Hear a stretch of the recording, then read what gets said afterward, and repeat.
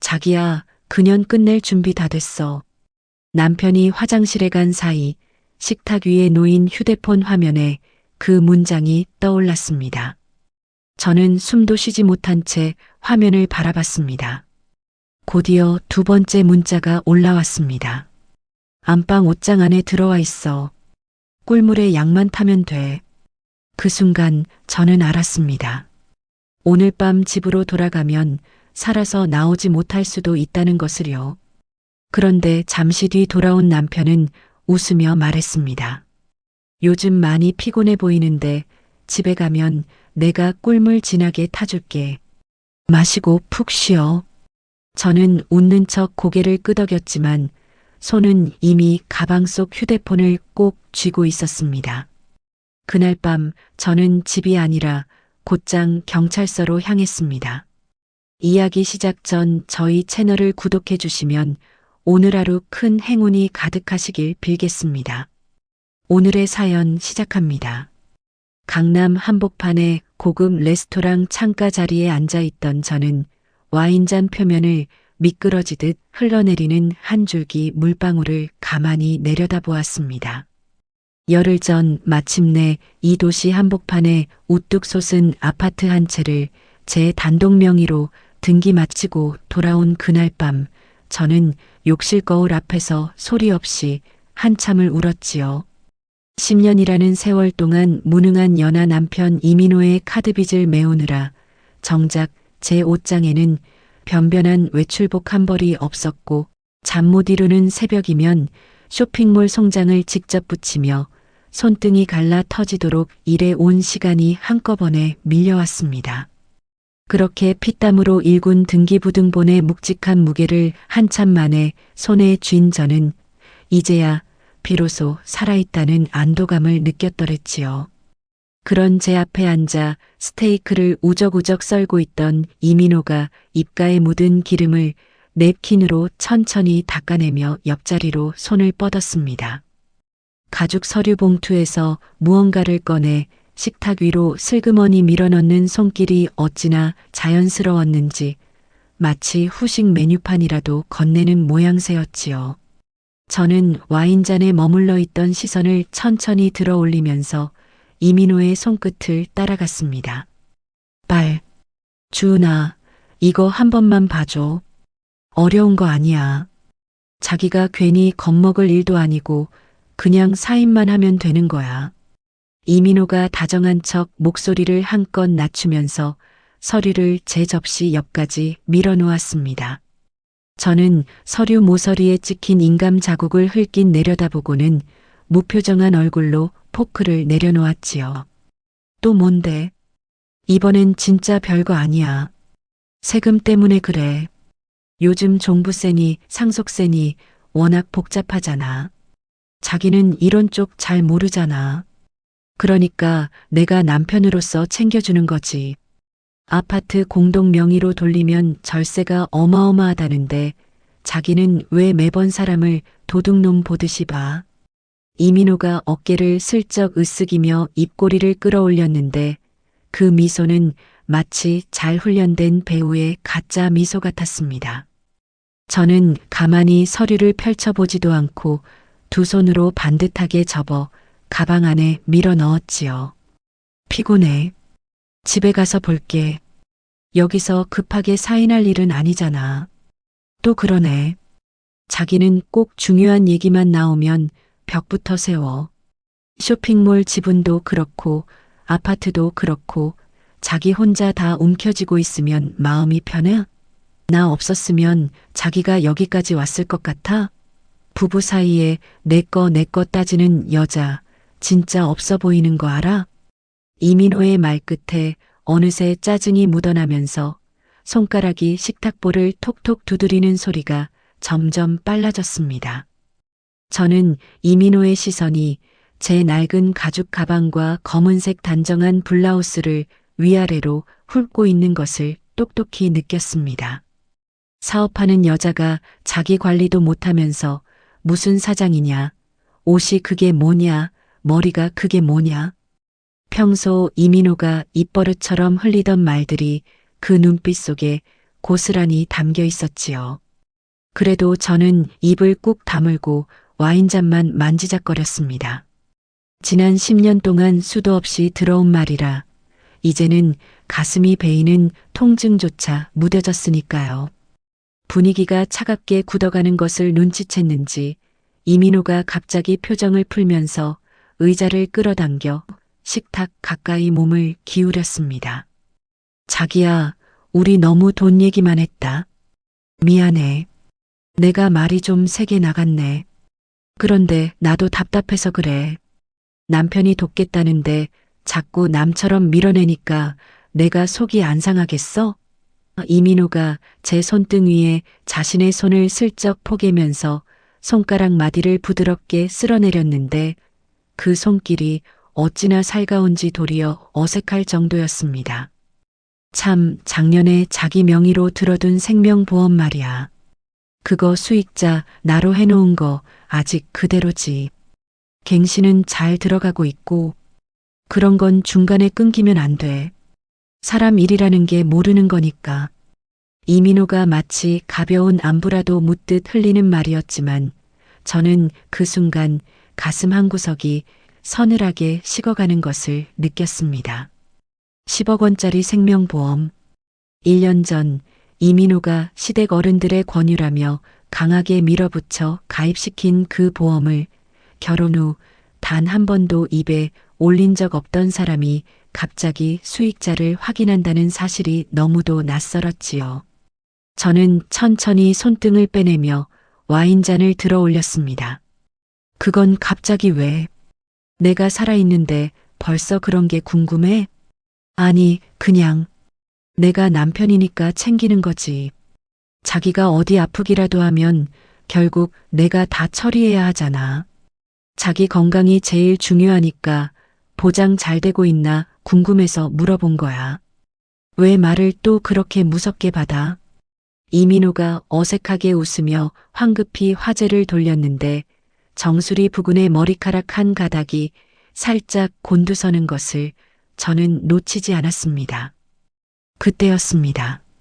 이민호가 갑자기 의자에서 일어서며 바지춤을 추슬렀습니다.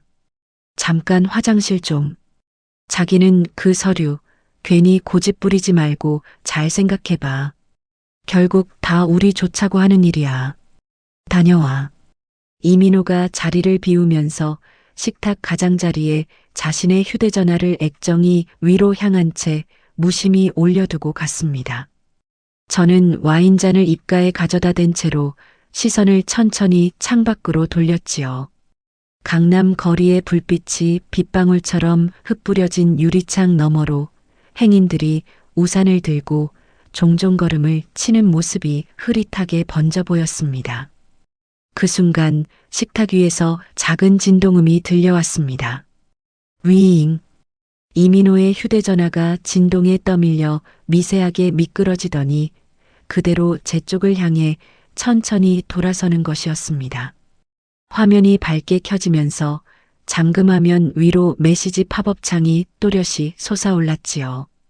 저는 별 생각 없이 그쪽으로 눈길을 던졌습니다. 그저 거래처에서 온 업무 연락이거나 동창들 단체 채팅방 알림이려니 했으니까요. 그러나 액정에 떠있는 문장을 읽어내려가는 순간 저는 와인잔을 쥐고 있던 손가락이 그대로 굳어버리는 것을 느꼈습니다. 자기야, 그년 끝낼 준비 다 됐어. 뇌가 그 문장을 한 번에 받아들이지 못해서 저는 같은 줄을 2번이나 다시 읽었지요. 그년 끝낼 준비 다 됐어. 3개의 단어가 따로따로 머릿속에서 미친 듯이 부딪히는 동안 화면 위로 2번째 팝업이 차곡차곡 쌓이듯 떠올랐습니다. 지금 안방 옷장 안에 들어와 있어. 자기가 꿀물에 약만 잘 타기만 하면 돼. 저는 숨을 멈췄습니다. 정확히 말하자면 숨 쉬는 법을 잠시 잊어버렸다는 표현이 맞을 것입니다. 손바닥에 식은땀이 차오르는데도 손가락 끝은 거꾸로 얼음장처럼 차가워지고 등줄기를 따라 식은 기운이 척추 마디마디를 천천히 타고 올라왔지요.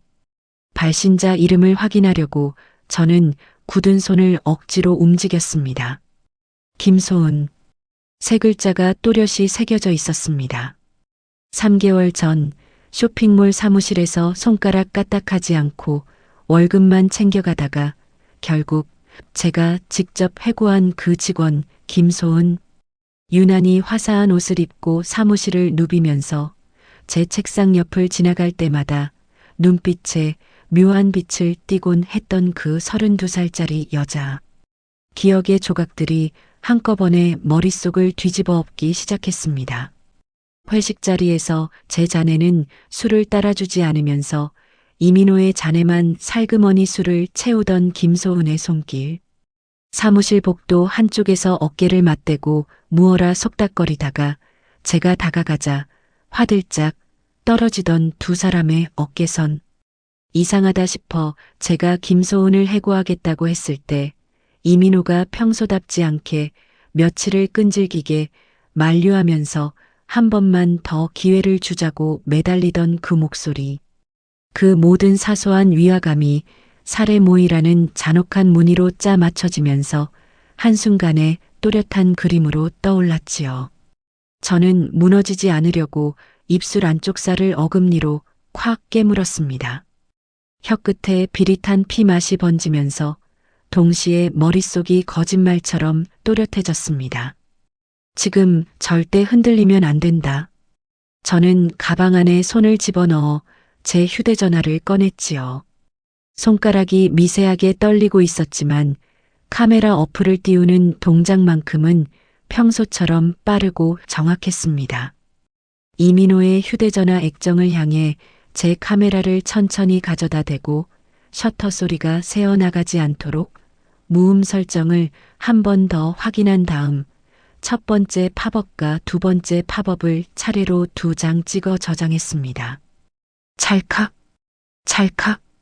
소리는 들리지 않았지만 제 가슴 속에서는 무엇인가 단단한 것이 부서지는 소리와 동시에 그보다 더 단단한 것이 솟구치는 묵직한 울림이 함께 들려왔지요. 그 순간 화장실 쪽 복도에서 익숙한 발소리가 들려왔습니다.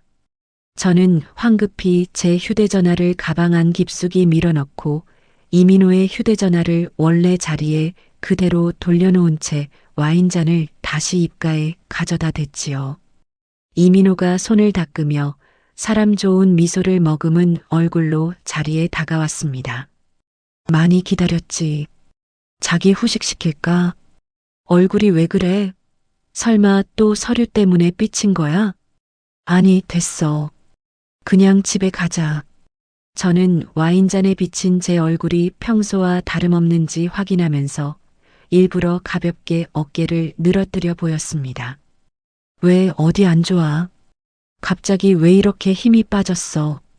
내가 뭐 무서운 말이라도 했나? 이민호가 의자에 다시 앉으면서 제 얼굴을 빤히 들여다보았는데 그 시선이 어찌나 끈적했는지 마치 가죽을 한꺼풀씩 벗겨내는 듯한 기분이 들었지요. 두통이 좀 있네. 집에 가서 따뜻한 거 한 잔 마시고 자야겠어. 그래. 요즘 많이 피곤할 텐데 내가 꿀물 진하게 한 잔 타줄게. 마시고 푹 쉬어. 오늘은 내가 직접 타줄 테니까. 이민호가 활짝 웃으면서 손을 들어 종업원을 부르는데 그 한마디가 제 귓속을 송곳처럼 파고들었습니다. 꿀물. 방금 액정 위에서 본 그 단어가 지금 제 남편의 입에서 같은 모양 그대로 흘러나오고 있었습니다. 저는 와인잔 가장자리를 살짝 깨물면서 입꼬리만 끌어올렸지요. 그래. 자기가 타주는 거니까. 이민호가 만족스러운 표정으로 카드를 내미는 동안 저는 가방 손잡이를 단단히 끌어쥐었습니다. 손잡이 안쪽에 닿은 제 휴대전화가 마치 작고 차가운 심장처럼 손바닥 안에서 묵직하게 박동하고 있었지요.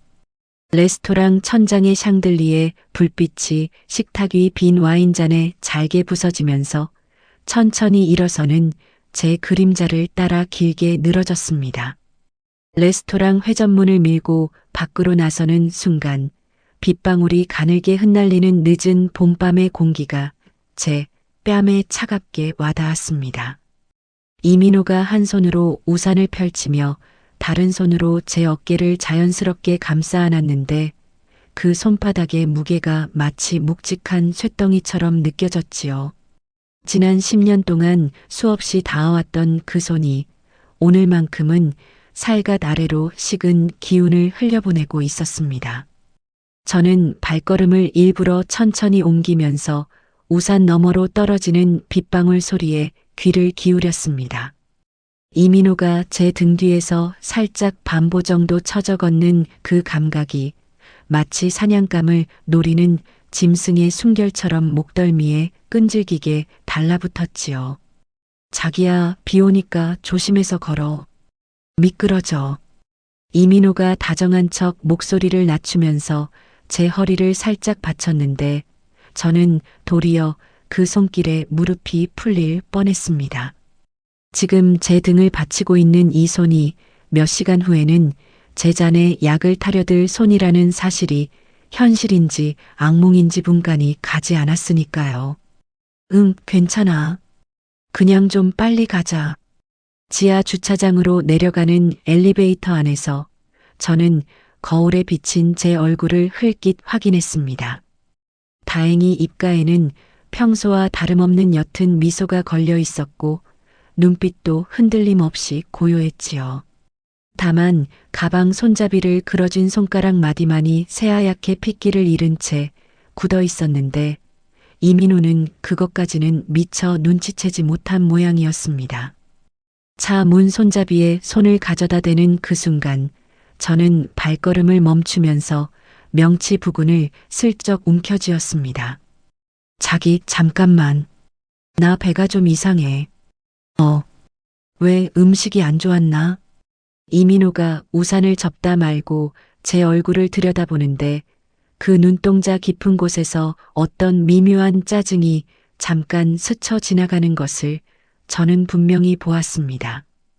화장실 한 번만 더 다녀올게. 차에서 잠깐만 기다려줘. 금방 와. 같이 갈까? 아니야. 여자 화장실까지 따라오게. 정말 금방 와. 저는 일부러 어리광 부리듯 미간을 살짝 찡그리면서 빠른 걸음으로 다시 식당 건물 쪽으로 발길을 돌렸습니다. 이민호가 운전석에 올라타는 모습을 곁눈으로 확인한 다음 저는 우산도 펴지 않은 채 그대로 빗속을 가로질러 뛰었지요. 구두굽이 젖은 보도블록에 부딪히며 또각또각 미친 듯한 박자로 울려 퍼지고 빗물에 젖은 머리카락이 뺨에 차갑게 들러붙었지만 저는 단 한 번도 뒤를 돌아보지 않았습니다. 화장실 가장 안쪽 변기 칸에 들어서서 문고리를 단단히 잠그는 순간 저는 변기 뚜껑 위에 그대로 주저앉아 무릎 사이로 고개를 푹 떨궜습니다. 참아왔던 떨림이 한꺼번에 터져나오면서 어깨가 마치 새장에 갇힌 새의 날갯짓처럼 사정없이 들썩였지요. 이를 악물고 가방에서 휴대전화를 꺼냈습니다. 손가락이 너무 떨려서 잠금 패턴을 2번이나 잘못 그렸고 3번째에야 겨우 화면이 풀렸습니다. 112 문자 신고. 손끝이 키패드 위에서 잠깐 머뭇거렸지만 저는 입술 안쪽을 다시 한번 깨물면서 마음을 단단히 세웠지요. 지금 이 순간 한 글자 한 글자가 제 목숨줄이라는 사실을 저는 본능적으로 알고 있었으니까요.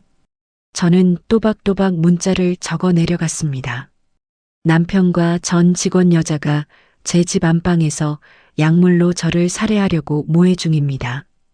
주소는 강남구 논현동 한림아파트 102동 1302호입니다. 지금 식당에서 집까지 차로 약 40분 거리에 있고 곧 남편 차에 타고 출발해야 합니다. 공범 여자가 이미 안방 옷장 안에 들어와 숨어 있다고 합니다. 자판을 두드리는 내내 손가락 끝이 사정없이 떨렸지만 단 한 글자도 오타 없이 적어냈지요. 미리 촬영해둔 2장의 팝업 사진을 첨부한 다음 저는 깊은 숨을 한번 들이마시고 전송 버튼을 눌렀습니다. 발송 완료. 화면 위에 그 네 글자가 뜨는 순간 저는 변기 뚜껑 위에 앉은 채로 잠깐 눈을 감았지요. 가슴이 너무 빨리 뛰어서 갈비뼈가 부서질 듯 아팠고 귓속에서는 윙윙거리는 소리만 들려왔습니다. 채 30초도 지나지 않아서 휴대전화가 짧게 진동했습니다. 112 상황실에서 보낸 답장이었지요. 신고 접수되었습니다. 강력 사건으로 분류하여 인근 형사팀에 즉시 공조 요청 중입니다. 신고자 안전을 위해 지금부터 절대 통화하지 마시고 문자로만 답해 주십시오. 평소처럼 자연스럽게 행동하시고 차에 탑승하시면 다시 안내드리겠습니다. 평소처럼 자연스럽게. 그 5글자가 제 가슴팍에 묵직하게 박혔습니다. 저는 천천히 몸을 일으켜 화장실 세면대 앞으로 걸어 나갔지요. 거울 속에 비친 제 얼굴은 핏기가 완전히 가신 종이장 같았고 입술색마저 푸르스름하게 변해 있었습니다. 이대로 차에 올라타면 이민호가 단번에 눈치챌 것이 분명했지요. 저는 양쪽 손바닥으로 제 뺨을 짝짝 소리가 나도록 세게 2번 때렸습니다. 얼얼한 통증과 함께 뺨에 발그스레한 핏기가 천천히 돌아오면서 입가에 푸르스름하던 빛깔도 조금씩 누그러졌지요. 거울을 향해 입꼬리를 끌어올리는 연습을 2번 해본 다음 저는 흐트러진 머리카락을 손가락으로 정리하고 가방 안에서 립스틱을 꺼내 입술에 발랐습니다.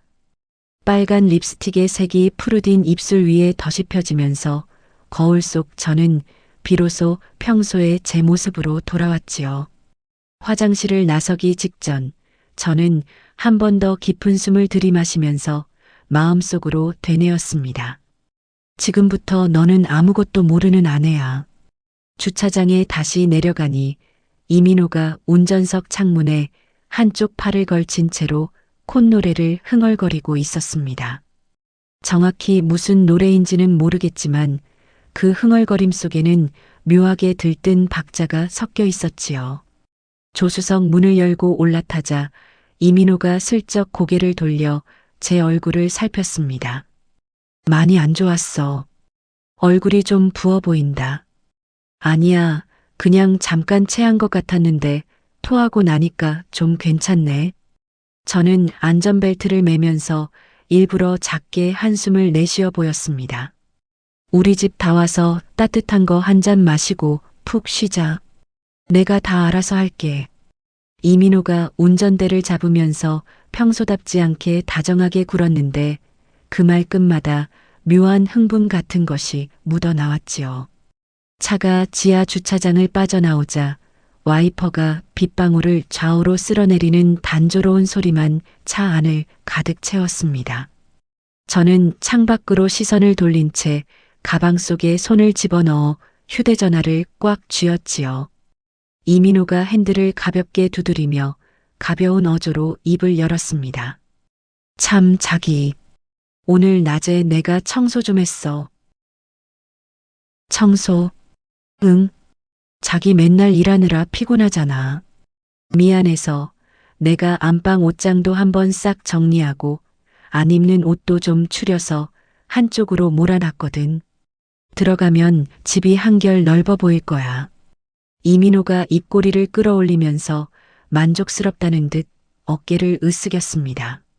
10년이라는 결혼 생활을 통틀어 이민호가 집안일을 자청해서 했다고 입에 올린 적은 단 한 번도 없었습니다. 부엌 싱크대에 자기가 마신 컵 하나 씻어 놓는 법 없던 사람이 오늘따라 옷장 안까지 손수 정리했다고 자랑을 늘어놓는 그 모습이 어찌나 부자연스럽던지요. 안방 옷장. 지금 그 어둠 속에 김소은이라는 여자가 무릎을 굽힌 채 숨죽이고 있을 거라고 생각하니 저는 등줄기에 식은 물줄기가 한 줄기 흘러내리는 것을 느꼈습니다. 수고했네. 고마워. 저는 손등으로 창문을 가볍게 두드리는 척 가방 손잡이를 더 단단히 끌어쥐었지요. 자기, 내가 진작에 좀 잘했어야 했는데. 늘 받기만 했지. 앞으로는 진짜 잘할게.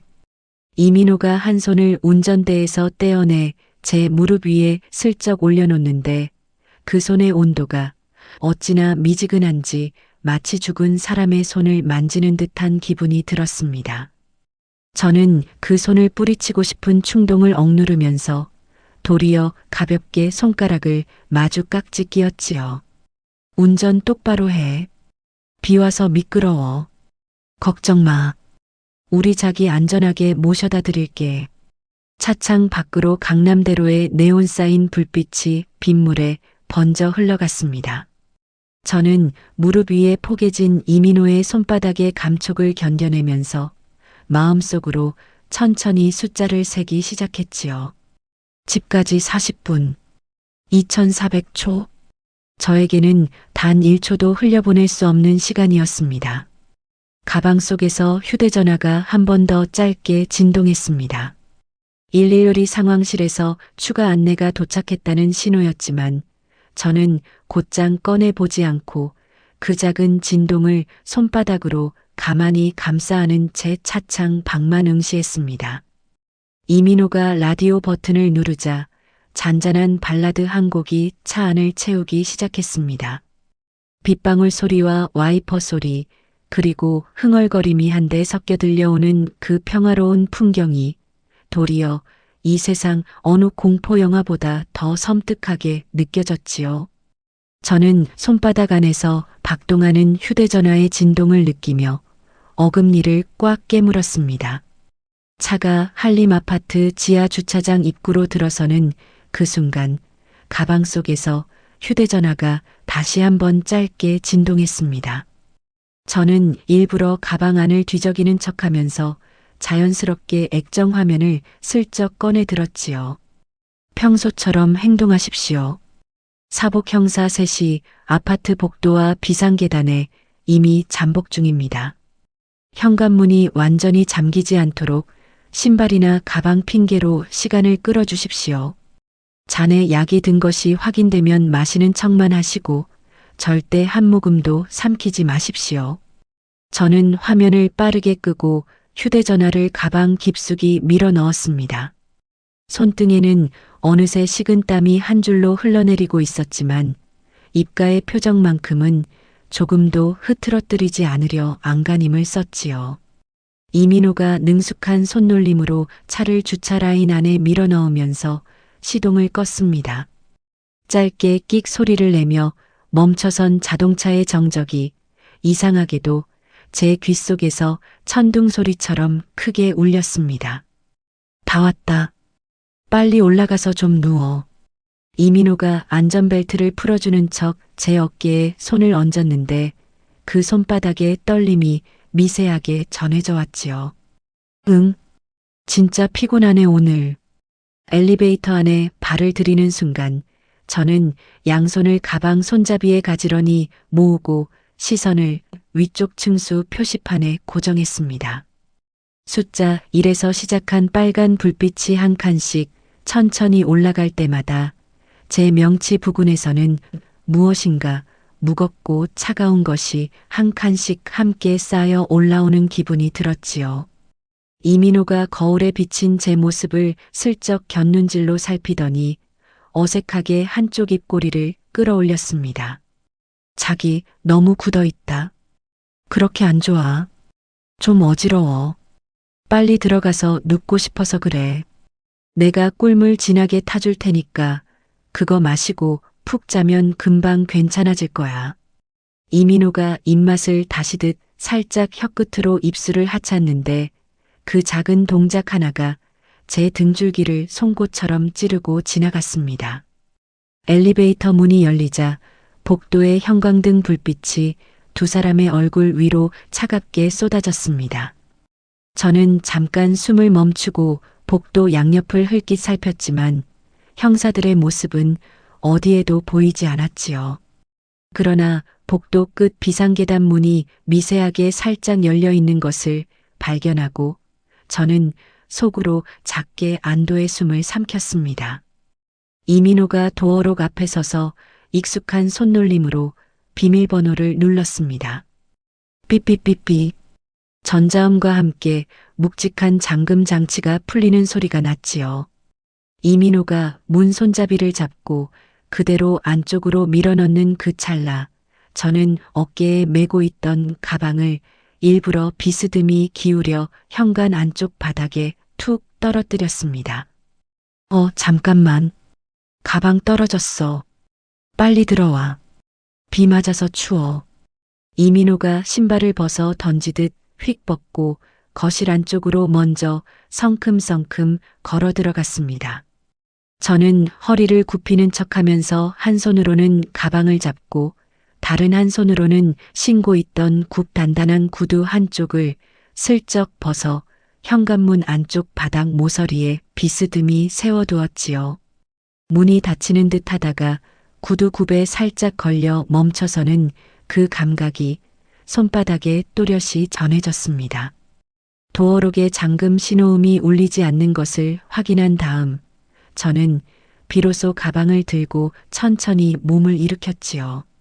거실에 발을 들여놓는 그 순간 저는 멈춰 섰습니다. 집안 전체에 평소 같으면 익숙해야 할 라벤더 향 디퓨저 냄새 대신 코끝을 톡 쏘는 독한 청소약품 냄새가 희미하게 떠다니고 있었습니다. 그 냄새는 분명히 안방 쪽 문틈을 따라 흘러나오고 있었지요. 저는 손등으로 코끝을 가볍게 스치는 척하면서 안방 쪽으로 흘낏 시선을 던졌습니다. 평소에는 활짝 열어두던 안방 문이 오늘따라 빈틈없이 꼭 닫혀 있는데 그 닫힌 문 안쪽에서 누군가 숨을 죽이고 있을 거라는 생각이 떠오르자 정수리부터 발끝까지 식은 한기가 한꺼번에 훑고 지나갔습니다. 거실 소파에 가방을 내려놓는데 이민호가 어느새 주방으로 곧장 달려가더니 식탁 위에 미리 준비해둔 도자기 주전자와 유리잔을 들고 다가왔습니다. 주방 쪽으로 외투를 벗어 던지지도 않은 채로 가장 먼저 한 일이 꿀물을 챙기는 것이라니요. 자기 앉아. 내가 따라줄게. 이민호가 입꼬리를 활짝 끌어올린 채 유리잔을 들이밀었습니다. 저는 소파 가장자리에 천천히 걸터 앉으면서 일부러 거실의 다른 곳을 둘러보는 척 시간을 벌었지요. 꿀물 마시기 전에 손이라도 좀 씻고 올까? 손은 무슨. 빨리 마시고 누워야지. 씻기 전에 따끈할 때 마셔야 효과가 있어. 이민호가 평소답지 않게 다급한 어조로 잔을 제 코앞까지 들이밀었는데 도자기 주전자를 잡은 손가락 마디가 미세하게 떨리고 있는 것이 제 눈에 정확히 들어왔습니다. 저는 떨리는 손가락을 감추기 위해 무릎 위에 손등을 가만히 올려놓으면서 이민호가 잔에 따라주는 꿀물을 가만히 내려다보았지요. 유리잔 안에 진한 호박색 액체가 가득 차오르는데 표면에 미세한 거품이 살짝 일어나면서 평소의 꿀물과는 다른 무엇인가가 떠다니고 있는 것이 보였습니다. 잔의 옆면을 따라 빛에 비춰보니 바닥 쪽에는 미처 다 녹지 않은 하얀 가루의 흔적이 미세하게 가라앉아 있었지요. 저는 그 잔을 받아들었습니다. 유리잔의 차가운 감촉이 손바닥에 닿는 순간 저는 잠깐 정신이 아득해지는 것 같았지만 이내 어금니를 꽉 깨물어 정신을 다잡았습니다. 자기는 안 마셔. 나는 아까 식당에서 충분히 마셨잖아. 자기나 어서 마셔. 자기 마시는 거 봐야 내가 안심하고 자지. 이민호가 어색한 미소를 짓더니 슬그머니 제 옆에 바짝 다가앉으면서 한 손을 제 어깨 위에 얹었습니다. 평소에는 결혼 후 단 한 번도 이렇게 다정한 자세로 옆에 붙어 앉은 적이 없는 사람이 오늘은 어깨까지 끌어안 듯 감싸 안고 있었지요. 그 손바닥의 무게가 어찌나 묵직하게 짓누르는지 마치 저를 소파 바닥에 박아 넣으려는 듯한 압박이 그대로 전해져 왔습니다. 빨리 마셔. 식는다. 이민호가 어깨에 얹은 손에 슬그머니 힘을 주면서 잔을 입가로 끌어올리도록 종용했습니다. 저는 유리잔을 천천히 입가로 가져갔습니다. 잔의 가장자리가 아랫입술에 닿는 순간 호박색 액체의 표면 위로 재떨리는 입김이 잔물결을 일으켰지요. 코끝으로 평소의 꿀물에서는 절대 나지 않는 묘하게 쌉싸름한 약초 비슷한 냄새가 희미하게 올라왔습니다. 저는 잔을 기울이는 척하면서 액체가 윗입술에만 살짝 닿게 했지만 단 한 방울도 입안으로 흘려보내지 않았지요. 혀끝을 잇몸 안쪽으로 바짝 말아 올려서 행여 잔의 가장자리가 잘못 닿더라도 입안으로 흘러 들어가지 못하도록 막아두었습니다. 한 모금 더 마셔. 그래야 빨리 효과가 와. 이민호가 어깨를 그어진 손에 한 번 더 힘을 주면서 거의 잔을 제 입속에 밀어 넣다시피 했습니다. 저는 잔을 입가에서 천천히 떼어내면서 일부러 작게 기침을 한 번 했지요. 콜록, 자기, 너무 뜨거워. 좀 식혀서 마실게. 안 뜨거워. 딱 맞아. 자기는 왜 자꾸 핑계를 대? 이민호의 목소리에서 어느새 다정한 척하던 가면이 벗겨지면서 잘게 갈라진 짜증이 그대로 묻어났습니다. 저는 곁눈으로 현관문 쪽을 흘낏 살폈습니다. 구두에 걸려 살짝 벌어진 그 틈새 사이로 복도의 차가운 형광등 불빛이 가늘게 새어 들어오고 있었지요. 지금이 그 마지막 1초. 저는 다시 한번 잔을 입가로 가져가는 척하면서 가능한 한 천천히 그러나 끝까지 한 모금도 삼키지 않은 채 그 자세 그대로 굳어 있었습니다. 이민호의 손가락이 제 어깨를 점점 더 세게 파고들었고 그 손톱 끝이 블라우스 안쪽 피부를 송곳처럼 짓누르며 들어왔습니다. 이민호의 손톱 끝이 어깨뼈 위로 파고드는 그 순간 저는 잔을 받쳐든 손목에 일부러 힘을 빼면서 손가락을 살짝 풀어놓았습니다. 유리잔이 손바닥 안에서 미세하게 미끄러져 내려가는 그 찰나 등 뒤 현관 쪽에서 무엇인가 거칠게 부딪히는 둔탁한 소리가 울려 퍼졌지요. 쾅! 구두 굽에 살짝 걸쳐져 있던 현관문이 안쪽으로 한꺼번에 활짝 열리면서 검은 점퍼를 입은 사복 형사 셋이 거실 안쪽으로 한꺼번에 들이닥쳤습니다. 경찰입니다. 손들어. 두 손 머리 위로. 가장 앞장선 형사의 굵직한 목소리가 거실 천장을 한 번에 흔들었지요. 뭐야? 너희 누구야? 이민호가 어깨를 그어쥐고 있던 손을 화들짝 떼면서 그대로 한 발짝 뒷걸음질 쳤습니다. 그 바람에 손등이 제 손목을 강하게 치고 지나갔고 손바닥 안에서 미끄러져 있던 유리잔이 그대로 바닥으로 추락했지요. 쨍그랑. 호박색 액체가 거실 마룻바닥 위에 잔물결처럼 번져나가면서 산산조각난 유리 파편이 사방으로 튕겨나갔습니다. 저는 그 자리에서 몸을 일으키지도 못한 채로 무릎 위에 양손을 가지런히 모은 자세로 천천히 눈을 감았다 떴지요. 이민호 씨 맞으십니까? 살인예비 및 음모 혐의로 긴급 체포합니다.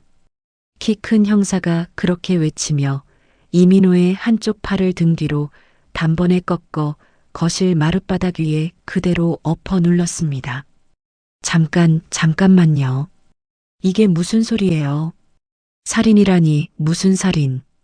이민호가 바닥에 얼굴을 짓눌린 채로 발버둥을 치다가 곁눈으로 저를 흘겨보면서 비명을 질러댔지요.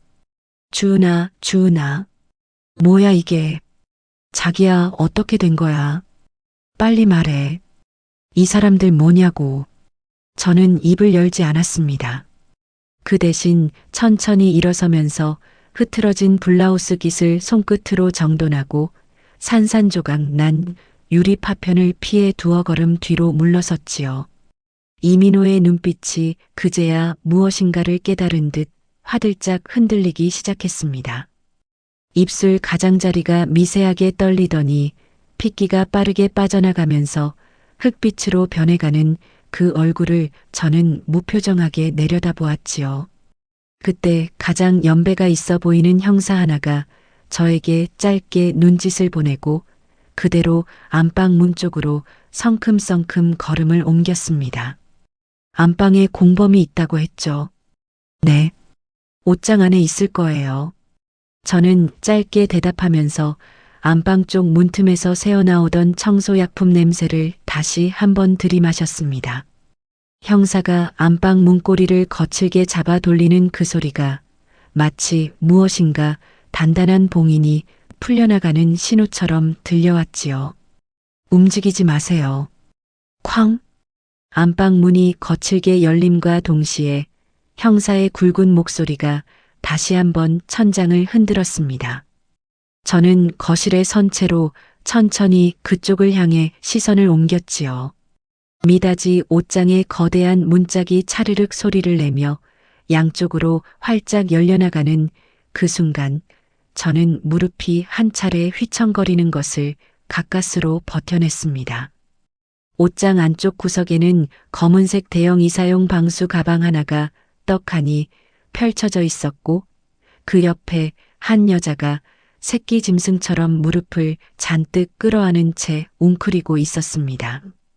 사무실에서 보던 화사한 옷차림 대신 새까만 후드티에 검은 바지를 차려 입은 그 여자의 얼굴이 옷장 안쪽 어둠 속에서 천천히 들려 올라왔지요. 김소은이었습니다. 나와요. 천천히 두 손 머리 위로 올리고 형사가 김소은의 팔을 잡아 일으키자 김소은이 어찌나 흠칫 놀랐는지 그 자리에서 짧은 비명을 흘리면서 그대로 끌려 나왔습니다. 아저씨, 잠깐만요. 저는 정말로. 입 다물고 협조하세요. 김소은이 거실로 끌려 나오는 그 모습을 보는 순간 마룻바닥에 짓눌려 있던 이민호의 눈빛이 단숨에 흔들리기 시작했습니다. 네가 왜 우리 집에 있어? 너 진짜 미친 거야. 이민호가 마치 처음 본 사람처럼 김소은을 향해 소리를 빽 질렀지요. 김소은이 형사에게 팔을 잡힌 채로 그 자리에 우뚝 멈춰서더니 짙은 마스카라가 번진 두 눈으로 이민호를 차갑게 노려보았습니다. 오빠, 지금 무슨 소리 하는 거야? 오빠 무슨 오빠? 너 지금 우리 집에 왜 들어왔냐고 묻잖아. 도둑이야 너. 이민호가 형사 밑에 깔린 채로 마치 모르는 사람을 대하듯 김소은을 몰아붙이기 시작했습니다. 도둑. 김소은이 헛웃음을 한번 흘리더니 거실 한가운데에서 두 발을 그대로 멈춰 세우면서 형사의 손을 잠깐 뿌리쳤지요. 그 사이 또 다른 형사 두 명이 안방 옷장 안쪽을 본격적으로 수색하기 시작했습니다.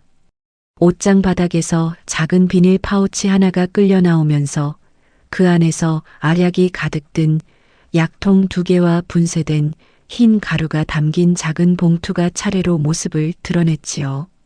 뒤이어 공업용 청소약품 페트병 1통, 손목을 묶을 수 있을 만큼 두꺼운 회색 청테이프 2롤, 그리고 손때 묻은 메모지 1장이 그 옆에 가지런히 놓여 있는 것이 발견되었습니다. 여기 숫자가 써진 메모가 도어록 비밀번호 같습니다. 젊은 형사 하나가 메모지를 들어 거실 쪽으로 들고 나오면서 큰 소리로 보고했습니다. 필체 확인 부탁드립니다. 이민호 씨가 적어준 것 같은데요. 마룻바닥에 얼굴을 짓눌린 채 그 메모지를 발견한 이민호의 두 눈이 그제야 새파랗게 질려가면서 잘게 떨리기 시작했지요. 저는 거실 중앙에 그대로 선 채로 그 모든 광경을 한 발자국 떨어진 자리에서 가만히 내려다보았습니다. 이민호가 저에게 꿀물에 약을 타먹이려 한 다음 잠든 저를 그 검은 가방 안에 구겨 넣어 어딘가로 옮기려 했다는 사실이 거실 마룻바닥 위에 펼쳐진 증거물들로 또렷이 모습을 드러내고 있었지요. 명치 부근에서 무엇인가 뜨거운 것이 한꺼번에 솟구쳤지만 저는 입술 안쪽 살을 한 번 더 깨물면서 그 분노를 다시 끌어내렸습니다. 이거 다 김소은이 한 짓이에요. 이민호가 그제야 작전을 바꿨다는 듯 형사를 올려다보면서 가쁘게 외쳤습니다. 저는 진짜 몰랐어요. 저 여자가 저를 좋아한다고 막 매달리길래 한번 만나주고 끊었거든요. 그러더니 갑자기 보험금이 어쩌고 하면서 저한테 막 들이대고 저는 진짜 아무 짓도 안 했어요. 진짜 다 저 여자 짓이라니까요. 이민호의 입에서 그 말이 떨어지는 순간 거실 한가운데에 굳어있던 김소은의 얼굴이 한순간에 일그러졌습니다. 뭐? 진짜 다 제 짓이에요. 형사님, 저 정말 모르는 일이에요. 김소은이 형사의 손을 한 번 더 거칠게 뿌리치면서 마룻바닥에 짓눌린 이민호 쪽으로 한 걸음 다가섰습니다. 짙게 그어진 아이라인 안쪽에서 새빨갛게 충혈된 두 눈이 짐승처럼 번득였지요. 이민호, 너 지금 미쳤어. 우리 집 비밀번호 알려준 것도 너고 약 어디서 구해야 하는지 알려준 것도 너야. 그 가방 사라고 시킨 것도 너잖아.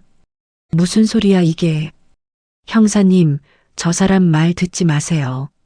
저 사람 지금 막 던지는 거예요. 내가 막 던져. 내가 막 던진다고. 야, 이민호, 내 휴대전화 카톡방 한 번만 까봐. 거기에 네가 뭐라고 보냈는지 한 글자라도 빠뜨리지 말고 다 보여줘봐. 김소은이 목에 핏대를 세우면서 거실이 떠나가도록 비명에 가까운 목소리로 쏟아부었습니다.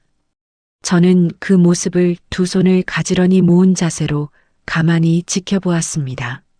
서로의 발목을 잡아 끌어내리는 두 사람의 추악한 모습이 거실 마룻바닥 위에 산산조각 난 유리잔의 파편처럼 흩어지고 있었지요. 형사가 두 사람의 양손을 차례로 등 뒤로 돌리면서 차가운 금속 수갑을 천천히 채워나가기 시작했습니다. 찰칵, 찰칵. 수갑이 잠기는 그 두 번의 짧은 금속음이 제 가슴속 어딘가에서 10년 동안 짓눌려 있던 무엇인가를 비로소 풀어 헤치는 신호처럼 들려왔지요. 형사들이 이민호와 김소은의 양 손목에 수갑을 단단히 채우고 나서 두 사람을 거실 한가운데에서 양옆으로 떼어 세웠습니다. 가장 연배가 있는 형사가 이민호를 향해 한 걸음 다가서면서 굵직한 목소리로 또박또박 혐의를 읊어 내려갔지요. 이민호 씨 살인예비 및 음모 그리고 살인미수 혐의로 긴급 체포합니다. 김소은 씨 동일 혐의에다 특수주거 침입 혐의가 추가됩니다. 두 분 모두 변호인을 선임할 권리가 있고 진술을 거부할 권리가 있습니다.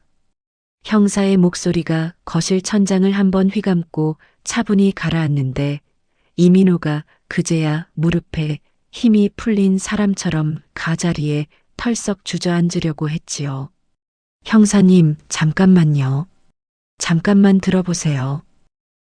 저는 진짜 아니에요. 이민호가 형사 두 명에게 양쪽 팔이 잡혀 끌려 일어서는 와중에도 발버둥을 치면서 저를 향해 고개를 휙 돌렸습니다. 주은아, 자기야. 한 번만 봐줘. 한 번만. 내가 잠깐 미쳤었어. 저 여자가 자꾸 꼬셔서 그래. 응. 자기야, 한 번만 들어줘. 이민호의 두 눈에서 어느새 굵은 눈물이 뚝뚝 떨어지는데 콧물까지 한 줄기 흘러내리면서 평소에 그 잘난 척하던 얼굴이 그대로 일그러져 있었지요. 그 모습이 어찌나 비루하던지 도리어 안쓰러움보다는 옅은 역겨움이 먼저 솟구쳤습니다. 저는 한 발자국도 다가서지 않은 채로 거실 모서리에 그대로 굳어서서 이민호를 가만히 내려다보기만 했습니다. 주은아, 제발. 자기 사랑하잖아. 우리 10년이야. 한 번만 살려줘. 저는 단 한마디도 입에 올리지 않은 채로 천천히 몸을 굽혀 현관 안쪽에 비스듬히 세워두었던 제 구두 한 짝을 집어들었습니다. 밑창에는 빗물에 젖은 머리카락 한 가닥과 함께 거실 마룻바닥에 약물 자국 일부가 묻어 있었는데 저는 그 구두를 천천히 들어 올려 이민호의 눈높이까지 가지고 갔지요. 자기 그거 왜? 저는 구두 굽의 끝부분을 손가락으로 가볍게 두드리면서 이민호의 흑빛 얼굴을 정면으로 마주 보았습니다. 이 굽 하나로 현관문이 열려 있었어. 그 한마디에 이민호의 입이 그대로 벌어진 채로 굳어버렸지요. 네가 짠 계획이라는 거 식당에서부터 다 알고 들어왔어. 그러니까 헛수고하지 말고 가. 이민호의 두 눈동자가 그제야 새파랗게 흔들리면서 잘게 떨리기 시작하더니 짐승의 울음소리에 가까운 짧은 신음이 입 사이로 새어나왔습니다. 주은아, 안 돼. 자기야, 안 돼. 저는 더 이상 그 얼굴을 마주보지 않고 구두를 신발장 위에 가지런히 올려두면서 형사 쪽으로 짧게 고개를 끄덕여 보였지요. 형사들이 두 사람을 양쪽에서 끌고 현관 밖으로 나서는 그 순간 이민호가 마지막으로 어깨 너머로 고개를 돌려 무어라 외치려 했지만 저는 이미 거실 쪽으로 등을 돌리고 있었습니다. 엘리베이터 문이 닫히는 소리와 함께 복도 끝에서 잘게 흩어지던 이민호의 흐느낌이 천천히 사라져갔습니다. 요란한 사이렌 소리가 아파트 단지 안을 가르며 멀어져 가는데 저는 거실 한가운데에 한참을 그대로 서 있었지요. 짧은 시간 동안 너무 많은 일이 한꺼번에 쏟아져 들어와서 그제야 다리에 힘이 풀리면서 무릎이 후들거리기 시작했습니다. 소파 가장자리까지 간신히 두어 걸음 옮겨가서 그대로 천천히 주저앉는 그 순간 저는 참아왔던 숨을 길게 토해냈지요. 하아. 가슴 깊은 곳에 한 덩이로 뭉쳐있던 무엇인가가 그 한숨에 실려 천천히 풀려나가는 것이 느껴졌습니다. 산산조각 난 유리잔의 파편이 거실 마룻바닥 위에서 형광등 불빛에 잘게 반짝이고 있었고 그 옆으로 호박색 약물 자국이 어두운 얼룩을 만들면서 천천히 마르고 있었습니다. 저는 그 자국을 한참 동안 가만히 내려다보았지요. 저것이 제 입속으로 흘러들어갔다면 지금쯤 저는 검은 가방 안에 구겨 넣어진 채 어디 외진 산속에 묻혀 있었을 것입니다. 생각이 거기까지 미치자 비로소 양 어깨가 잘게 떨리면서 식은 눈물이 한 줄기 뺨을 타고 흘러내렸습니다. 그러나 저는 손등으로 그 눈물을 단번에 닦아냈지요. 울 시간이 없었습니다. 지금부터 해야 할 일이 산산조각난 유리잔 파편보다 더 많이 남아 있었으니까요. 이튿날 아침 저는 검은색 정장 한 벌을 단정히 챙겨 입고 강남경찰서 정문 안으로 걸어 들어갔습니다. 조사실 책상 위에 어제 식당에서 직접 찍어둔 휴대전화 팝업 사진 2장과 11 문자 신고 내역 출력본 그리고 그동안 이민호가 들고 와명의 변경을 요구했던 서류 사본까지 한 장 한 장 가지런히 펼쳐놓았지요. 결혼 10년 동안 남편이 지금까지 가져간 카드빚 변제액이 4억 7천만 원입니다. 저는 책상 너머의 형사를 향해 차분한 어조로 입을 열었습니다. 작년 5월에 시댁 권유라며 10억짜리 생명보험에 가입시켰고 수익자는 남편 단독으로 되어 있어요. 1년 만기 이후에 본격적으로 보장이 들어가는데 묘하게 그 시점에 맞춰서 명예 변경을 강하게 요구해 왔어요. 이 부분은 추가 수사 자료로 충분합니다. 형사가 짧게 고개를 끄덕이면서 제가 가지고 온 서류를 한 장씩 사진으로 찍어갔지요. 경찰서를 나서자마자 저는 곧장 광화문에 위치한 이혼 전문 변호사 사무실로 향했습니다. 가압류부터 먼저 걸어야 합니다. 50대 중반쯤 되어 보이는 변호사가 제가 펼쳐놓은 자료를 한번 훑어보고는 곧장 두꺼운 메모장에 펜을 움직이기 시작했습니다. 이민호 씨가 구치소에 들어가 있다고 해도 가족이나 지인 명의로 재산을 빼돌릴 가능성을 절대 무시할 수 없어요. 지금 당장 은행 계좌부터 압류 신청 들어가고 의심되는 입출금 내역도 동결 신청 같이 진행하겠습니다. 네, 그렇게 부탁드려요. 이혼 소송은 며칠 안에 동시에 접수하시는 게 좋겠습니다. 거기에 더해 접근금지 신청까지 같이 들어가시고요. 형사사건과 별개로 손해배상 청구도 같이 준비합시다. 저는 그날 오후 변호사가 내미는 가압류 신청 서류와 접근금지 신청 서류, 그리고 이혼 소송 위임장에 차례차례 도장을 찍어 나갔지요. 인주의 도장을 천천히 굴려 찍어내는 그 한 번의 동작이 지난 10년 동안 제가 한 어떤 선택보다 더 또렷한 결심처럼 느껴졌습니다. 며칠 후 저는 변호사의 연락을 받았습니다. 가압류 인용 결정 났습니다. 이민호 씨 계좌 다 동결됐고 접근금지도 받아들여졌어요. 구치소에 결정문 사본 발송 완료했습니다. 저는 변호사의 차분한 목소리를 들으며 사무실 책상 위에 가지런히 놓인 등기부등본 사본을 손끝으로 천천히 쓰다듬었습니다. 같은 시각 강남경찰서 구치소 면회실 안에서는 한바탕 소동이 벌어졌다고 합니다. 면회 호출에 끌려 나온 이민호가 유리창 너머로 변호인이 전달해준 가압류 인용 결정문과 접근금지 신청 서류 사본을 손에 쥐는 그 순간 그대로 무릎을 꿇으면서 짐승 같은 비명을 내질렀다고 합니다. 이거 풀어줘. 이거 풀어달라고. 주은아, 주은아. 이민호가 면회실 책상에 두 손바닥을 짚고 머리를 박아가면서 발악을 했지만 유리창 너머의 변호인은 그저 무표정한 얼굴로 다음 서류를 꺼내 놓을 뿐이었다고 합니다. 저는 변호사로부터 그 소식을 짧게 전해 들으면서 사무실 창밖으로 펼쳐진 강남대로의 가로수 길을 가만히 내다보았지요.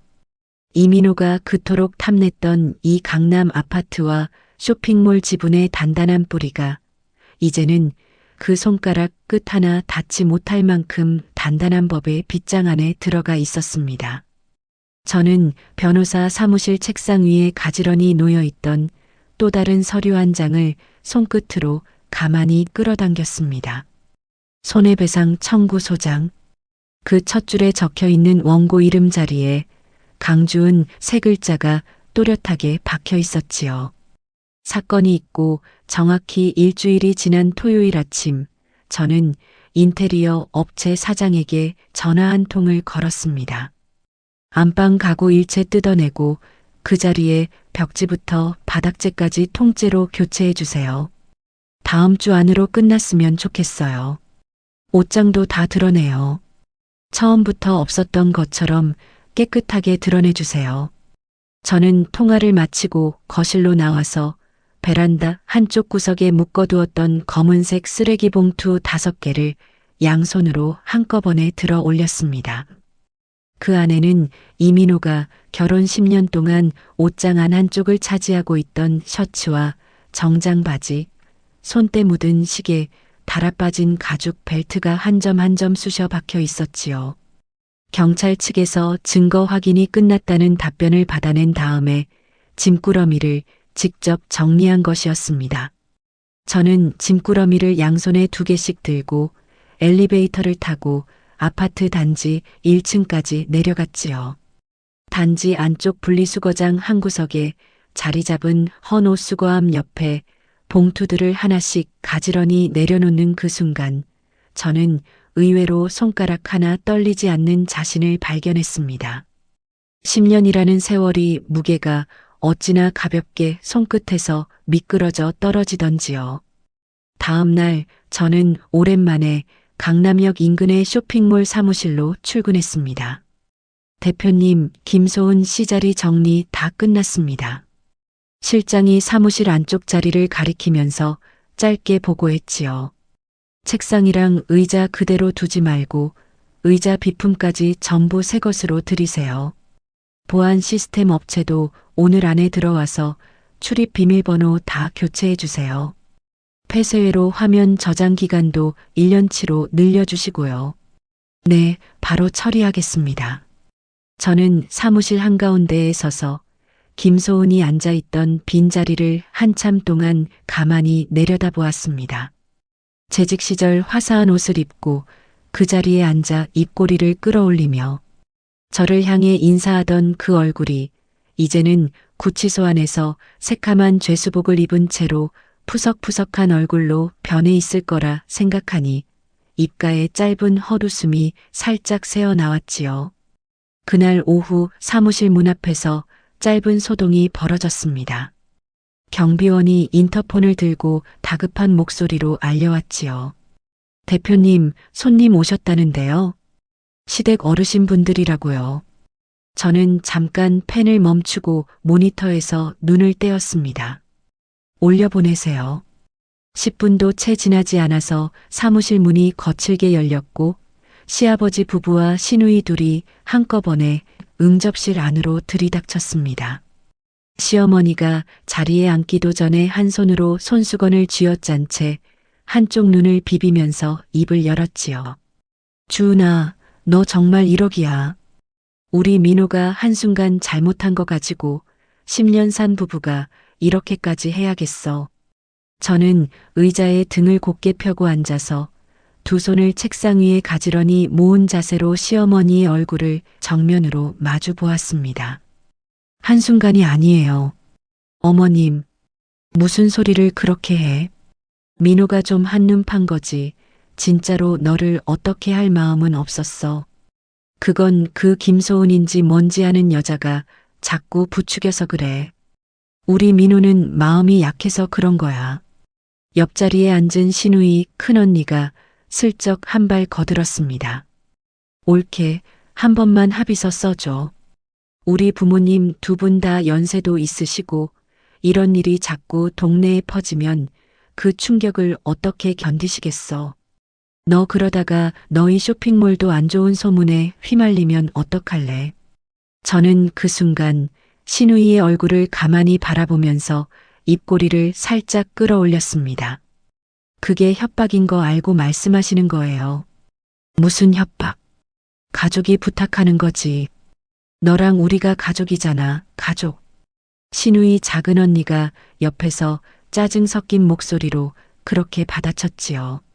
저는 책상 서랍을 천천히 열어서 그 안에 가지런히 정리해 두었던 서류철 하나를 꺼내 응접실 테이블 위에 톡 내려놓았습니다. 이거 뭐예요? 가족이 부탁하는데. 시아버지가 시어머니의 손을 가만히 잡으면서 두 사람의 얼굴을 번갈아 살폈습니다. 식당 휴대전화 팝업 사진이에요. 안방 옷장에서 발견된 약물 사진도 있고 가방 사진도 있어요. 그 안쪽 페이지에는 이민호가 김소은이라는 여자랑 주고받은 카톡방 출력본도 있어요. 보세요. 어머님, 다 같이 보세요. 저는 손가락 끝으로 서류철을 응접실 테이블 한가운데로 슬쩍 밀어 넣었지요. 시어머니가 떨리는 손으로 서류철의 첫 장을 펼쳐보더니 그 자리에서 그대로 얼굴이 흙빛으로 변해갔습니다. 종이 위에 또렷이 박혀있는 그년 끝낼 준비 다 됐어 라는 한 줄의 문장 앞에서 시아버지마저 입을 다물지 못한 채 그대로 굳어 있었지요. 이거는 뭔가 오해가. 오해 아니에요. 어머님, 형사분이 그날 밤 우리 집에서 약물 든 잔이랑 청소약품이랑 청테이프랑 큰 가방까지 다 압수해 가셨어요. 김소은이 직접 가지고 와서 옷장 안에 숨겨놓은 거예요. 우리 집 비밀번호는 이민호가 적어줬다는 메모지까지 다 나왔어요. 저는 책상 위에 두 손을 가지런히 다시 모았습니다. 이게 한순간 한눈 판 거라고 말씀하실 수 있으세요? 주은아, 시어머니가 처음으로 손수건을 내려놓으면서 제 이름을 가만히 불렀습니다. 저는 그 호명에 대답하지 않은 채로 자리에서 천천히 일어났지요. 앞으로 우리 집이나 사무실로 직접 찾아오시는 일 없게 해주세요.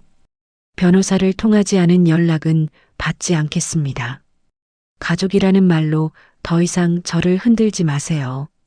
저는 그렇게 짧게 잘라낸 다음 문 쪽을 향해 손바닥을 가지런히 펼쳐 보이며 나가시라는 신호를 보냈습니다. 시어머니와 시누이들이 어찌할 바를 모르고 한참 동안 자리에 굳어 있다가 시아버지가 먼저 자리에서 일어나면서 가족 모두를 끌고 응접실 밖으로 나갔지요. 그날 밤 변호사 사무실에서 짧은 보고가 도착했습니다. 김소은이 형사조사실에서 휴대전화 안에 보관해 두었던 통화 녹음 파일을 한꺼번에 제출했어요. 이민호 씨가 직접 살해 방법을 지시하고 자기를 늙고 돈만 많은 여자라고 조롱하는 내용이 그대로 다 녹음되어 있습니다. 이민호도 가만히 있지 않더라고요. 김소은이 인터넷에서 시신 유기 장소를 검색한 기록이랑 청소약품 구매 영수증, 그리고 대형 가방을 주문한 결제 내역을 형사들한테 전부 넘겼습니다.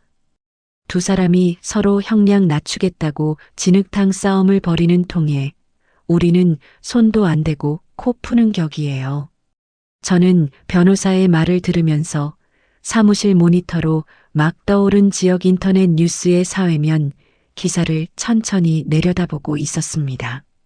포승줄에 묶인 채 호송차에 오르는 이민호와 김소은의 옆모습이 얼굴 한가운데에 모자이크 처리가 된 상태로 화면에 떠 있었지요. 기사 제목 위로 검찰 송치라는 네 글자가 굵직하게 박혀 있었습니다. 저는 모니터 화면을 한참 동안 들여다보다가 등받이에 천천히 몸을 기대면서 깊은 숨을 한번 내쉬었지요. 지난 10년 동안 어깨에 짊어지고 있던 묵직한 짐 한 덩이가 그 사진 한 장을 보는 그 짧은 순간에 우수수 떨어져 나가는 것이 또렷이 느껴졌습니다.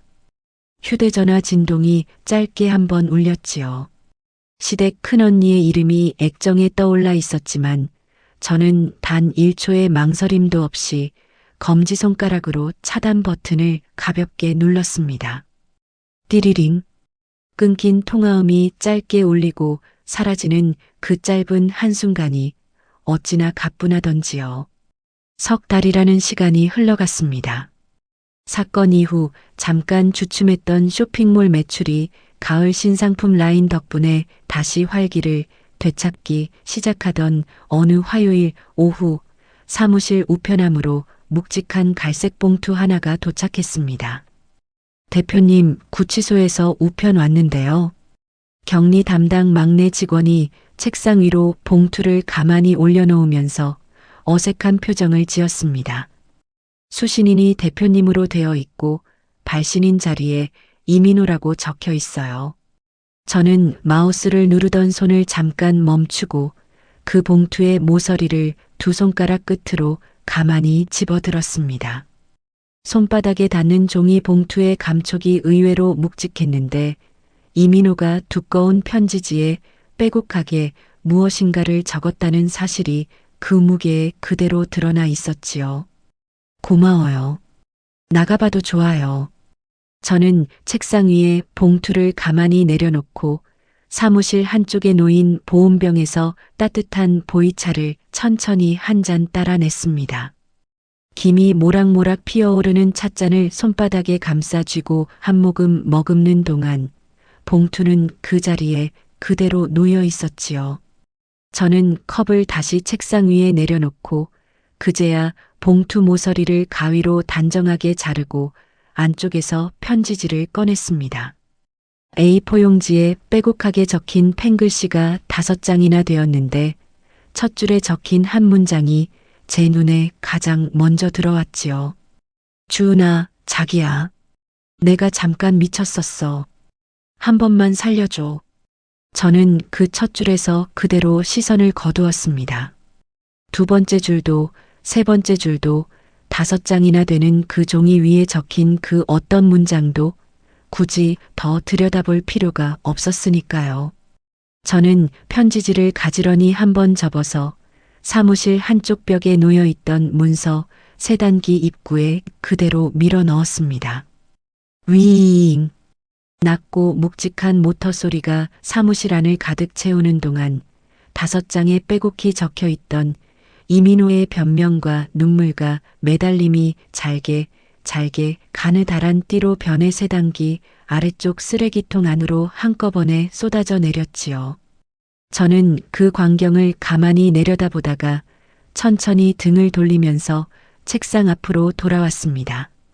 입가에는 분노도 통쾌함도 떠오르지 않았고 그저 오래된 가구 위에 쌓인 먼지 한 줌을 닦아냈을 때 느껴지는 정도의 짧은 개운함만이 남아있을 뿐이었지요.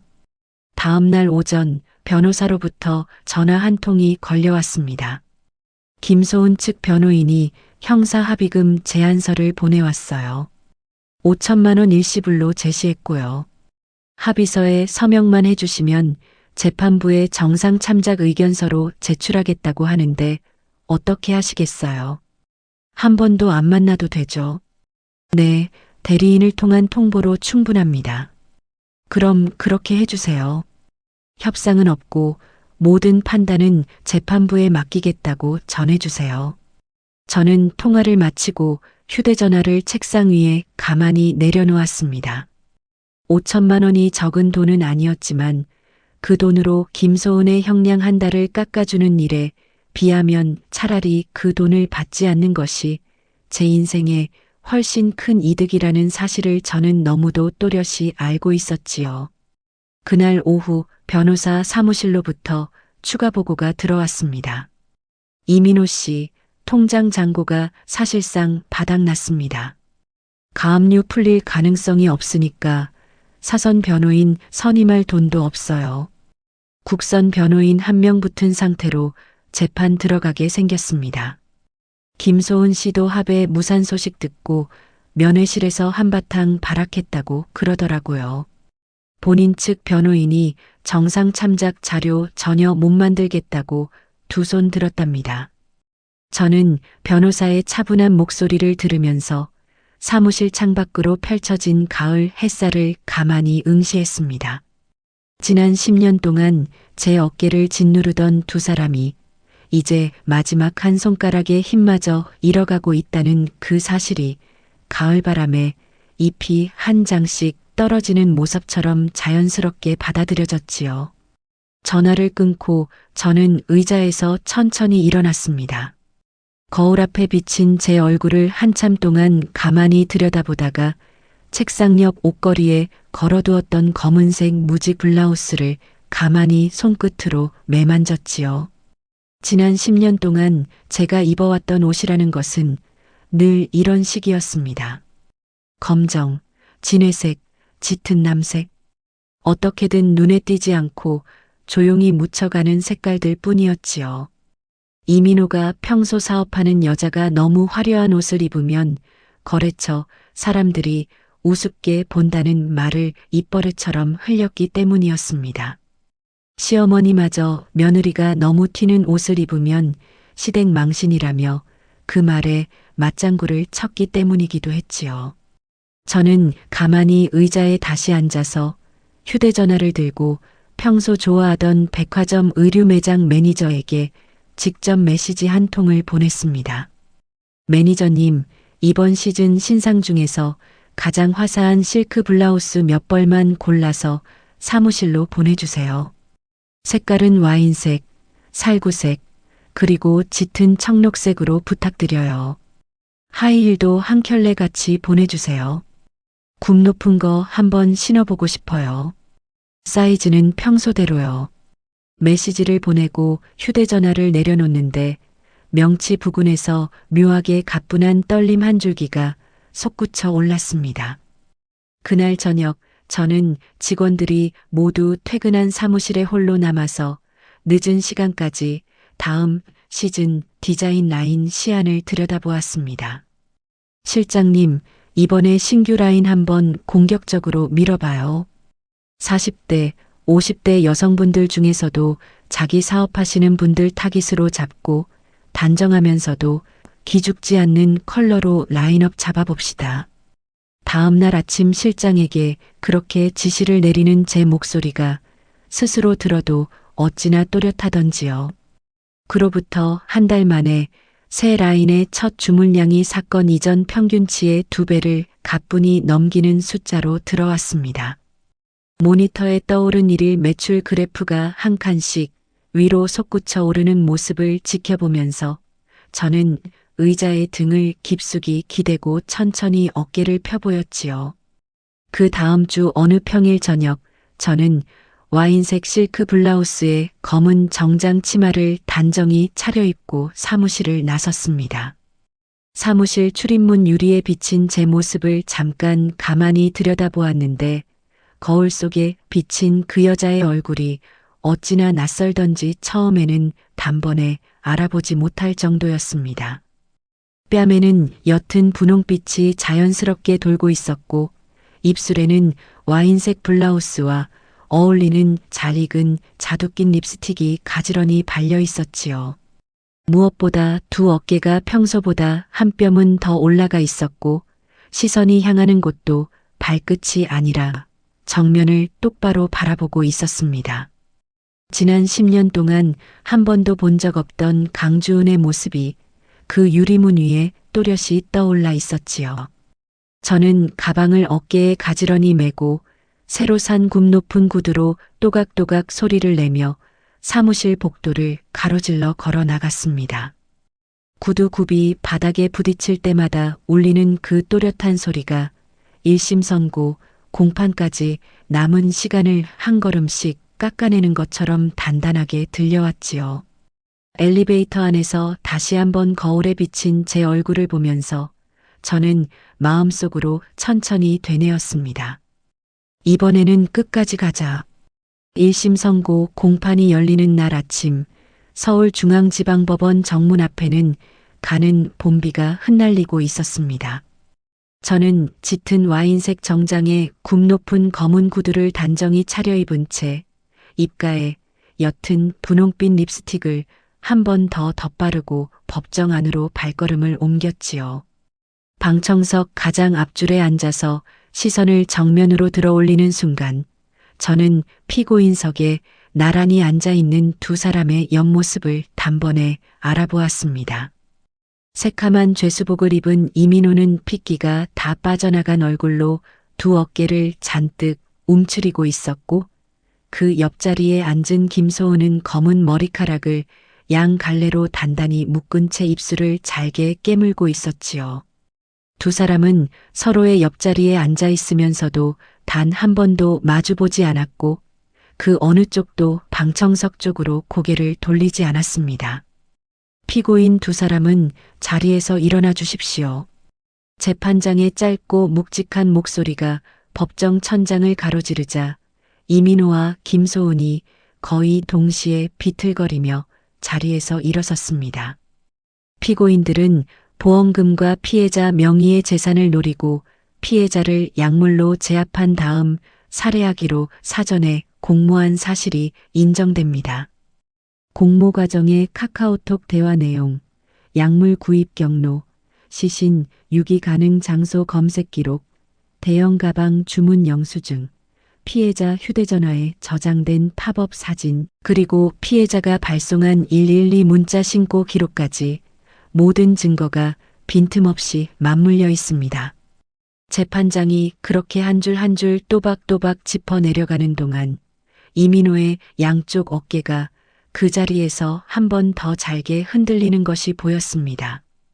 피고인 이민호에게 살인예비 및 음모와 그에 준하는 실행 착수 정황을 무겁게 인정해 징역 10년을 선고합니다. 재판장의 입에서 그 한 줄이 떨어지는 순간 이민호가 그대로 무릎이 풀리면서 피고인석 책상 위로 푹 엎어져 내렸습니다. 피고인 김소은에게는 공범 가담 정황과 특수주거 침입 혐의를 더해 징역 7년을 선고합니다. 김소은이 그 자리에서 짧은 비명을 내지르면서 두 손으로 얼굴을 감쌌습니다. 안 돼요. 저는 진짜로 시키는 대로만 했어요. 재판장님, 김소은이 두 손바닥을 입가에 가져다 댄 채 다급한 어조로 외쳤지만 재판장은 단 한 번의 미동도 없이 의사봉을 천천히 들어 올렸지요. 땅, 땅, 땅. 세 번의 짧고 묵직한 의사봉 소리가 법정 안을 가르고 지나가는 그 순간, 저는 두 손을 무릎 위에 가지런히 모은 자세 그대로 입가에 옅은 미소를 머금었습니다. 지난 1년이라는 시간 동안 가슴 한구석에 단단히 매듭지어져 있던 무엇인가가 그 세 번의 의사봉 소리에 맞춰서 천천히 풀려나가는 것이 또렷이 느껴졌지요. 법정 뒷문으로 두 사람이 교도관들에게 양쪽 팔을 붙들린 채 끌려나가는 그 마지막 순간, 이민호가 처음이자 마지막으로 고개를 돌려 방청석 쪽을 바라보았습니다. 저는 그 시선과 정확히 마주쳤지요. 그러나 저는 단 한 번도 자리에서 일어서지 않았고 단 한 번도 입을 열지 않았습니다. 다만 천천히 시선을 거두면서 가방을 어깨에 가지런히 메고 법정 출입구를 향해 또각또각 굽 높은 구두 소리를 울리며 걸어 나갔을 뿐이었지요. 법원을 나서던 그 오후 변호사 사무실에서 짧은 보고가 도착했습니다. 이혼 소송 판결 났습니다. 강남 아파트 단독 명의는 그대로 유지되고 쇼핑몰 지분도 100% 대표님께 귀속되는 것으로 정리됐어요. 이민호 씨의 중대한 귀책 사유가 인정되어서 위자료 책임도 같이 떨어졌고 손해배상 청구 본안도 한 달 안에 선고 예정입니다. 가압류에 둔 자녀 재산에서 회수 가능한 금액은 따로 한 번에 정리해서 송금해 드리겠습니다. 저는 차분한 변호사의 목소리를 들으면서 차창 밖으로 천천히 흘러가는 가로수 잎사귀의 푸른빛을 바라보았습니다. 집으로 돌아와서 현관문을 여는 순간 저는 잠깐 그 자리에 멈춰서서 깊은 숨을 한 번 들이마셨습니다. 한때 음습한 청소약품 냄새가 옅게 남아있던 안방 쪽에서 이제는 새벽지에 산뜻한 종이 냄새와 갓 들인 라벤더 향이 가지런히 섞여 흘러나오고 있었지요. 저는 안방 문을 천천히 열어보았습니다. 그 자리에 우뚝 솟아있던 거대한 미닫이 옷장은 이미 흔적도 없이 사라졌고 그 빈자리에 따뜻한 노란빛이 도는 새 조명이 천장에서 가만히 빛을 흘려보내고 있었습니다. 밝은 베이지색 새 수납장 위에는 제가 직접 고른 작은 화분 2개가 가지런히 놓여 있었지요. 저는 안방 한가운데에 서서 두 팔을 천천히 위로 뻗어 올리고 한참 동안 깊은 숨을 한 번 들이마셨다 내쉬어 보았습니다. 그날 저녁 저는 다음 시즌 신상 라인의 첫 출고를 마치고 사무실 직원들과 늦은 회식을 마쳤습니다. 대표님, 이번 라인 정말 대박 났어요. 매출 사건 이전 평균의 3배 넘게 찍었습니다. 실장이 술잔을 살짝 들어 올리며 두 눈을 반짝였지요. 우리 직원분들이 다 같이 고생해 주셔서 그래요. 다들 정말 고마워요. 대표님, 다음 시즌도 이대로 가시는 거죠? 네. 더 화려하게, 더 단단하게 갈 거예요. 저는 회식 자리에서 일찍 일어나 직접 운전대를 잡고 강남대로의 야경 한가운데로 차를 몰고 나갔습니다. 1년 전 결혼 10년 차 무능한 남편의 빚을 다 갚고 단독 명의의 아파트 등기부등본을 손에 쥔 다음 비오는 강남 한복판의 고급 레스토랑 창가에서 와인잔을 만지작거리던 강주은의 모습이 천천히 떠올랐지요. 그날 밤에는 자기 목숨 하나도 자기 손으로 지키지 못하고 식탁 위 휴대전화 액정 한 줄에 영혼이 통째로 흔들리고 있었지만 오늘 밤 운전대 위에 가지런히 올려둔 두 손은 더 이상 그 어떤 사소한 떨림 한 줄기 보이지 않았습니다. 신호대기에 잠깐 멈춰선 동안 백미러에 비친 제 얼굴이 살짝 눈에 들어왔습니다. 뺨에는 옅은 분홍빛이 자연스럽게 돌고 있었고 입가에는 자두빛 립스틱이 단정하게 발려 있었으며 두 눈동자에는 1년 전에는 단 한 번도 비치지 않았던 단단한 빛이 또렷이 자리 잡고 있었지요. 신호가 초록불로 바뀌자 저는 가속 페달을 부드럽게 밟으면서 차창을 한 뼘 정도 슬쩍 내렸습니다. 1년 전 그 비 오던 밤 식당 창가에서 흐릿하게 번져 보였던 강남 거리의 네온 사인 불빛이 오늘 밤에는 한 점 한 점 또렷한 별빛처럼 차창 양옆으로 천천히 흘러가고 있었지요. 봄바람이 차창 안으로 부드럽게 흘러 들어오면서 와인색 블라우스 깃을 가만히 흔들었습니다. 저는 그 바람을 가슴 깊숙이 한번 들이마시고 천천히 길게 내쉬었지요. 지난 10년 동안 누군가의 빚을 메우느라 갈라 터지던 손등도 옷장 안에 숨어 있던 누군가의 사리도 식탁 위 한 줄의 메시지에 얼어붙던 손끝의 떨림도 이제는 모두 백미러 뒤편 어딘가로 천천히 멀어져 가고 있었습니다. 운전대 위에 가지런히 올려놓은 두 손을 흘낏 내려다보면서 저는 마음속으로 가만히 한 줄을 되뇌었지요. 내 목숨도 내 재산도 내 이름도 결국 끝까지 지켜낸 사람은 다른 누구도 아닌 강주은 한 사람이었다고.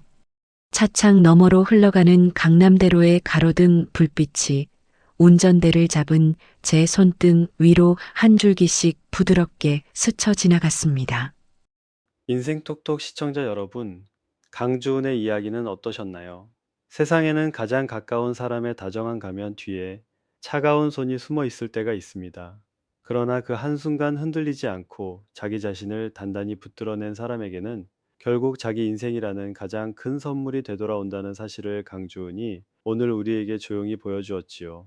지금까지 가족을 위해 자식을 위해 묵묵히 견뎌오신 모든 어머님, 아버님께 한 가지만 부탁드리고 싶습니다. 이제는 누구보다 먼저 당신 자신을 아끼고 지켜주세요. 그 마음 하나가 남은 인생을 가장 단단하고 따뜻하게 받쳐줄 것입니다. 이야기를 끝까지 들어주셨다면 잘 들었다고 댓글 하나만 남겨주세요. 구독과 좋아요를 눌러주시는 모든 분들이 행복하시길 기원합니다. 오늘 함께 해주셔서 정말 감사합니다.